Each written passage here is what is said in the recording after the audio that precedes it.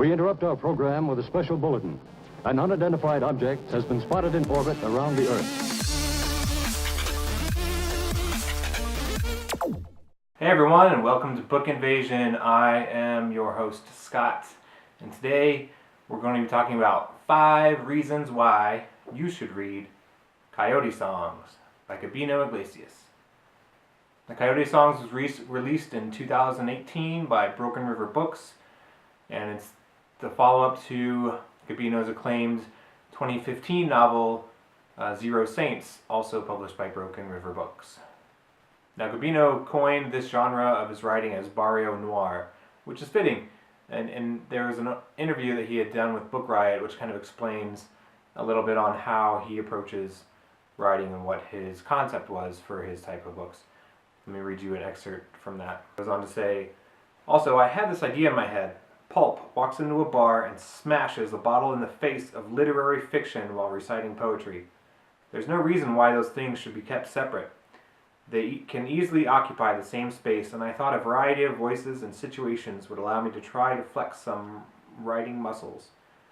A line of poetry here and a bloody machete there, it all belongs together, and a mosaic makes the process easier. So in Coyote Songs, it is a mosaic of 5 different perspectives, all of which are happening across the U.S.-Mexico border, which he calls La Frontera. And of course, in today's climate, there is no hotter topic debated than the immigration debates. This covers stories about undocumented workers, people trying to cross the border, and the lengths that they'll go to get across the border. So within this book, it paints a picture of 5 different perspectives, kind of the immigrant experience. It paints a pretty gritty picture of determination, desperation, myth, and demons, and death. And this sits you down, it straps you in, and it pries your eyes open to those atrocities, but also adds a bit of the horror, the mythological, and the fantastical elements into this book. That covers all aspects of people crossing borders, whether that be literally or figuratively, and it is fantastic. Let me read you the blurb of the book. In Gabino Iglesias' second novel, ghosts and old gods guide the hands of those caught up in a violent struggle to save the soul of the American Southwest. A man tasked with shuffling children over the border believes the Virgin Mary is guiding him towards final justice. A woman offers colonizer blood to the mother of chaos. A boy joins corpse destroyers to seek vengeance for the death of his father. These stories intertwine with those of a vengeful spirit and a hungry creature to paint a timely, compelling, pulpy portrait of revenge, family, and hope. So I will say that some of the text in this book is written in Spanish. That doesn't really detract from the story. You can skip over it, but it also adds a nice layer of authenticity to the whole thing, where the prayers and the dialogue, some of the characters, one of his father talks in Spanglish, kind of alternating Spanish and English, but there are short paragraphs and quips in here that are written in Spanish, so you can use some Google Translate, or even though if you skip over that, you'll still understand kind of the depth of what's going on. So what are the 5 reasons that you should read this book? Well, the first one would be that the cultural significance of this book, the cultural diversity, the characters in this book, the coyote, the mother, Alma, and the others are all, you feel like real people. They feel authentic. And if you've never really kind of thought about the struggles that people go through just to get across the border, or how their minds think, this book will jolt you into those perspectives. And it definitely digs into the ugly parts of those experiences, and Gabino pulls no punches. He doesn't try to make anything nice and pretty. It's very awful and horrible, and it's a fantastic, compelling read that gets you into those and kind of bursts your mind open and says, holy moly. It covers stories of these characters going through poverty, pain, loss, and just these awful kind of gut-wrenching things that are happening to these characters, and it's all very enriching, and it's kind of very fulfilling, the way that this is all played out.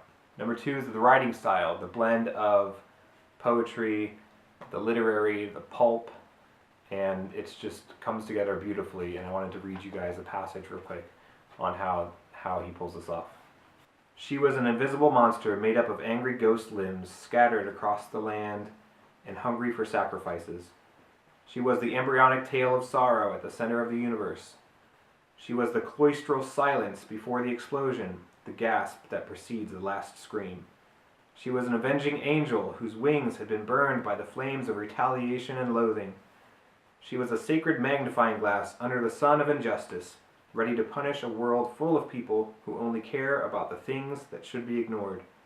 She was a goddess standing on the dividing line between right and wrong, her head among the angels and her tired feet bathed in the blood of innocence. Yes. Reason number 3 why you should read this book is that it was listed by the Horror Writers Association 2018 Bram Stoker Awards reading list for horror. And it adds a lot of the horror elements, but it's also more of like a literary fiction type telling these stories, and it really feels deep, and it's amazing. Number 4 why you should read this book is that it makes you feel. It gets into those gut-churning feelings, and it drives you it makes you upset about these atrocities, and it pulls your emotions towards what you're reading on the page. And not a lot of books can do that, and in the way that Coyote Songs is played out, it works beautifully. And it's only 200 pages. It's a fairly quick read, but in these pages there is a lot of weight to them, and this is a book you will definitely remember. And finally, number 5 why you should read this book is that we'll get a little superficial here, and we'll just tell you about the artwork and how beautiful it looks. Now, this is a book definitely you'll pick up off the shelves. This is a book that will stay on my shelf and be displayed proudly. It just looks beautiful. So those are the 5 reasons why you should read Coyote Songs by Gabino Iglesias. Go check it out. I hope you like it. For fans of not only just the horror genre in general, but for fans of those who want a book that pulls no punches, that gets into the grits, that is poetic and literary all at the same time, and it is beautiful. Go check it out. And finally, I'll leave you with a reading that Gabino had done at a book event where he reads some of the chapters so you can hear it from his own voice. And that kind of also adds a new layer of understanding to this.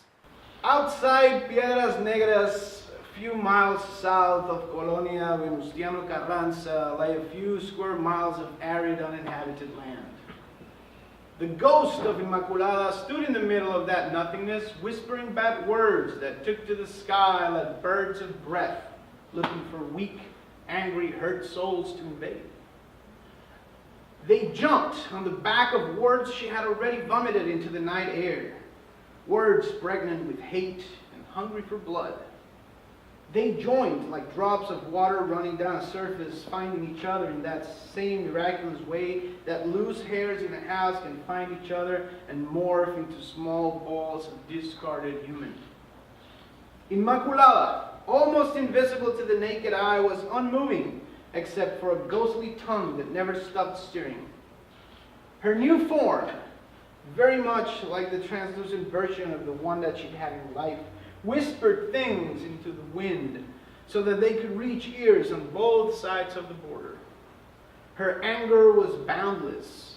Her thirst for revenge tied her to this side of the veil, and she refused to cross over until enough blood had been spilled to satiate her thirst. Thanks for watching. Be sure to like and subscribe if you want to see more of these reviews, and I will see you later.